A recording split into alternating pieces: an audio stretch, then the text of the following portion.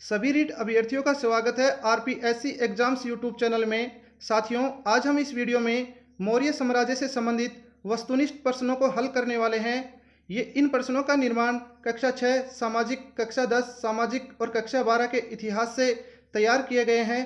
पहला प्रश्न, मौर्य साम्राज्य की स्थापना के पूर्व मगध पर नंदवंश के किस शासक का शासन था?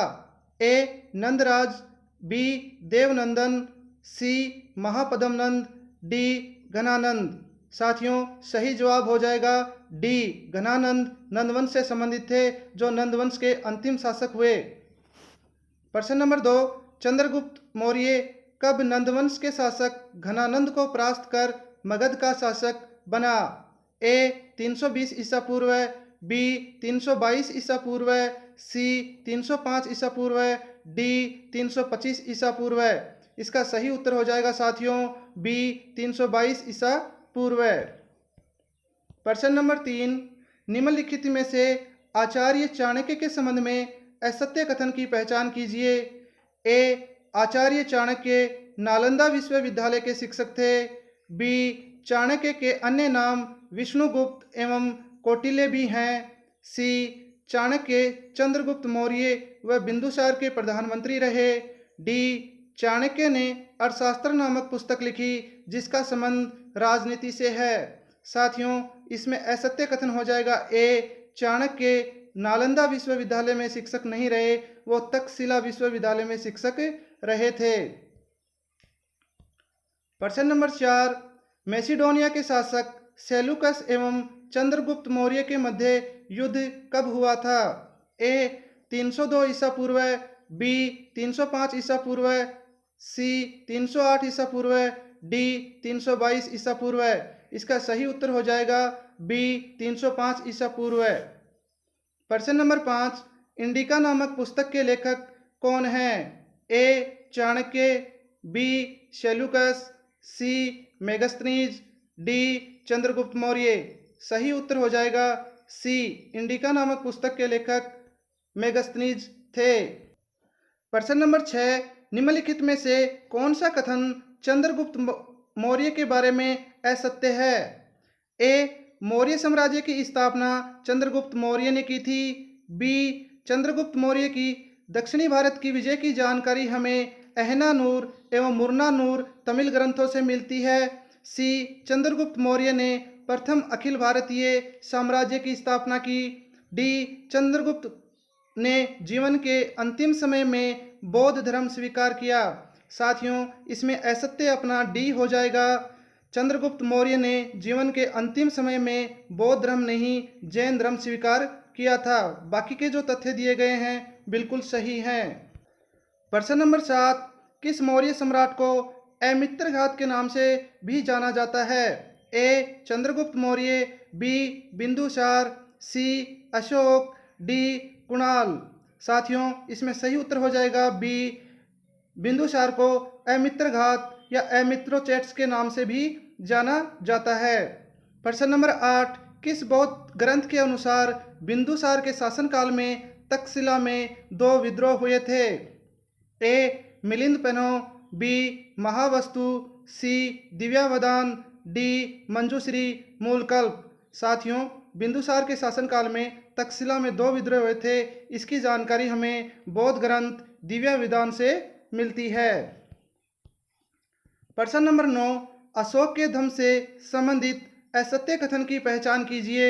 ए अशोक ने राज्याभिषेक के 14वें वर्ष में धम्म महामात्रों की नियुक्ति की थी, बी अशोक के धम्म को राधा कुमुद मुखर्जी ने सार्वभौम धर्म कहा है, सी अशोक ने द्वितीय शिलालेख में यज्ञ के लिए पशुओं का वध न किए जाने का उल्लेख किया है, डी अशोक के धम्म को फलीट महोदय ने राजधर्म कहा है। साथियों, इसमें असत्य कथन हो जाएगा। अशोक ने द्वितीय शिलालेख में यज्ञ के लिए पशुओं का वध न किए जाने का उल्लेख किया है। इसका उल्लेख साथियों द्वितीय में नहीं प्रथम में किया गया है। प्रश्न नंबर 10, सम्राट अशोक ने राज्याभिषेक के कौन से वर्ष में क्रमशः बोध गया तथा लुम्बिनी की धम्म यात्रा की थी? ए 10वें व 20वें वर्ष में, बी 14वें व 15वें वर्ष में, सी 11वें व 12वें वर्ष में, डी 10वें व 12वें वर्ष में। साथियों, इसमें सही उत्तर हो जाएगा ए 10वें वर्ष में अशोक ने बोधगया की यात्रा की थी, 20वें वर्ष में लुम्बिनी की यात्रा की थी।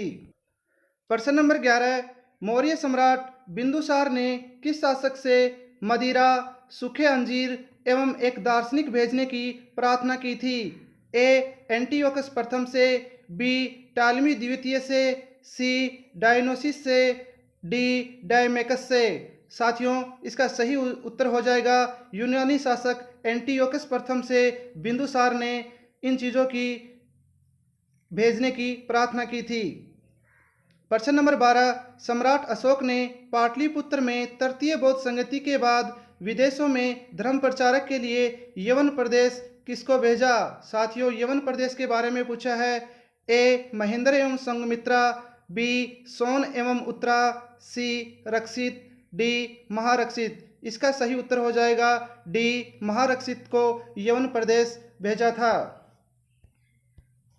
प्रश्न नंबर 13, मेगस्थनीज के बारे में असत्य कथन की पहचान कीजिए। ए सेल्यूकस ने मेगस्थनीज को चंद्रगुप्त के दरबार में अपना राजदूत बनाकर भेजा था। बी मेगस्थनीज ने इंडिका नामक पुस्तक लिखी थी। सी मेगस्थनीज ने भारत में 6 जातियों का उल्लेख किया है। मेगस्थनीज की इंडिका वर्तमान में मूल रूप से उपलब्ध नहीं है। इसमें साथियों असत्य कथन हो जाएगा। मेगस्थनीज ने भारत में 6 जातियों का नहीं 7 जातियों का उल्लेख किया। प्रश्न नंबर 14, किस मौर्य सम्राट के दरबार में यूनानी शासक एंटियोकस प्रथम ने डायमेकस नामक व्यक्ति को राजदूत के रूप में नियुक्त किया? ए चंद्रगुप्त मौर्य, बी बिंदुसार, सी सम्राट अशोक, डी कुणाल। इसका सही उत्तर हो जाएगा साथियों बी बिंदुसार के शासनकाल में यूनानी शासक एंटियोकस प्रथम ने डायमेकस नामक व्यक्ति को राजदूत के रूप में नियुक्त किया था। प्रश्न नंबर 15, सम्राट अशोक का 4 वर्ष के सत्ता संघर्ष के बाद विधिवत राज्याभिषेक कब हुआ? ए 273 ईसा पूर्व, बी 269 ईसा पूर्व, सी 261 ईसा पूर्व, डी 259 ईसा पूर्व। इसका सही उत्तर हो जाएगा साथियों बी 269 ईसा पूर्व सम्राट अशोक का विधिवत राज्याभिषेक हुआ। प्रश्न नंबर 16, राज्याभिषेक के कितने वर्ष बाद अशोक ने कश्मीर तथा खोतान के अनेक क्षेत्रों को अपने साम्राज्य में मिलाया? ए 5वें वर्ष, बी 7वें वर्ष, सी 8वें वर्ष, डी 10वें वर्ष। इसका सही उत्तर हो जाएगा बी 7वें वर्ष। प्रश्न नंबर 17, निम्नलिखित में से अशोक के शिला अभिलेखों से संबंधित असत्य कथन की पहचान कीजिए। ए अशोक के अभिलेखों में उसकी रानी कारुवकी का उल्लेख भी मिलता है। बी अशोक के अधिकतर अभिलेख प्राकृत भाषा एवं ब्राह्मी लिपि में हैं। सी उत्तर पश्चिम में कुछ अभिलेख यूनानी भाषा में हैं। डी अशोक के अभिलेखों को सर्वप्रथम जेम्स प्रिंसेप ने खोजा। साथियों, इसमें असत्य कथन डी रहेगा। अशोक के अभिलेखों को सर्वप्रथम जेम्स प्रिंसेप ने नहीं खोजा बल्कि पेंथलर ने खोजा था।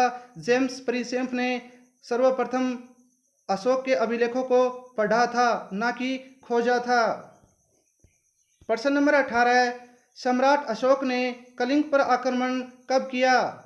ए 269 ईसा पूर्व, बी 263 ईसा पूर्व, सी 261 ईसा पूर्व, डी 260 ईसा पूर्व।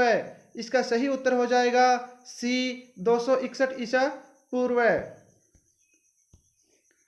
प्रश्न नंबर 19, कलिंग युद्ध के बारे में असत्य कथन की पहचान कीजिए।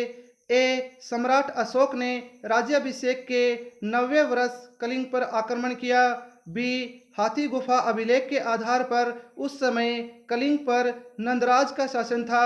सी मौर्य साम्राज्य के अंतर्गत कलिंग की राजधानी धौली या तोसली बनाई गई। डी सम्राट अशोक ने इस युद्ध के बाद भेरी घोष के स्थान पर धम घोष अपना लिया।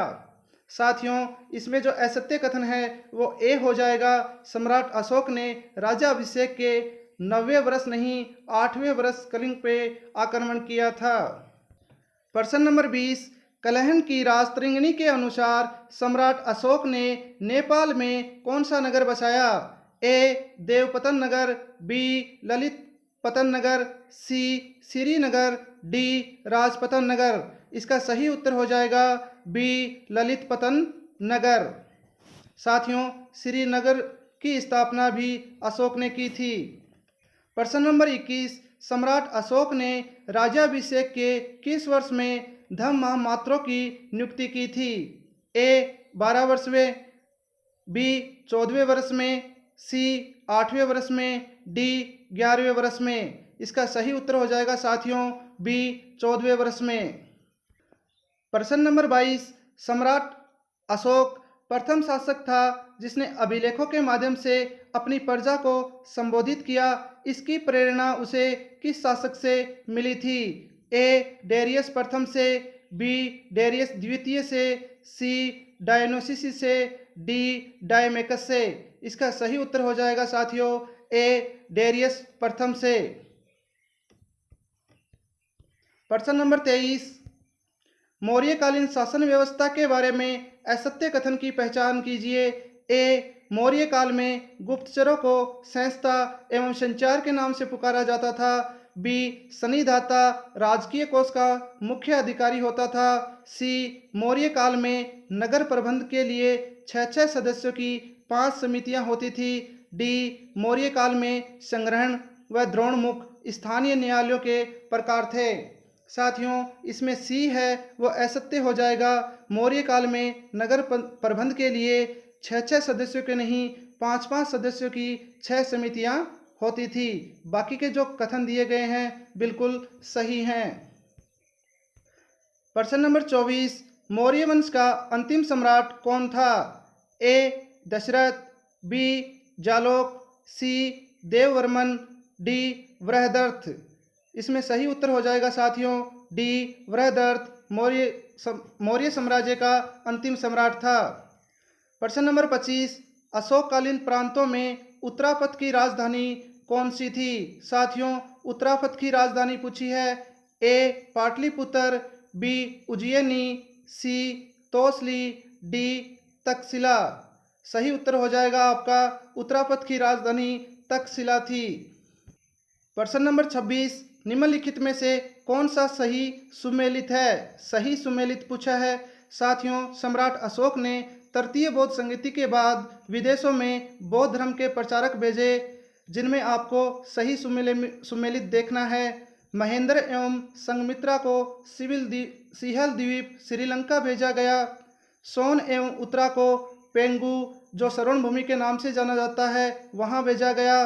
रक्षित, इनको वनवासी उत्तरी कनाडा भेजा गया। डी उपर्युक्त सभी सुमेलित हैं। इसका सही उत्तर हो जाएगा साथियों डी उपर्युक्त सभी सुमेलित हैं। साथियों, आपके कक्षा 6 सामाजिक विज्ञान में यह प्रश्न दे रखा है, इसको अच्छे से याद कर लीजिएगा। महेंद्र एवं संघमित्रा को श्रीलंका भेजा गया था। सोन एवं उत्तरा को श्रवण भूमि पेंगू भेजा गया था। रक्षित को वनवासी उत्तरी कनाडा भेजा गया था।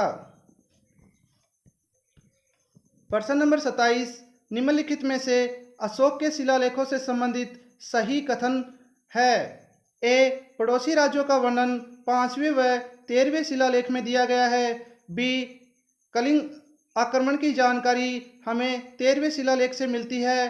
सी धर्म की परिभाषा 2 व 7वें स्तंभ लेख में दी गई है। डी उपर्युक्त सभी। साथियों, इसका सही उत्तर हो जाएगा उपर्युक्त सभी। जो भी ये तथ्य दिए गए हैं बिल्कुल सही हैं। इस प्रकार साथियों, मौर्य साम्राज्य से संबंधित ये वस्तुनिष्ठ प्रश्न थे। कैसे लगे और आपके कितने सही हुए कमेंट बॉक्स में ज़रूर बताइएगा। जय हिंद।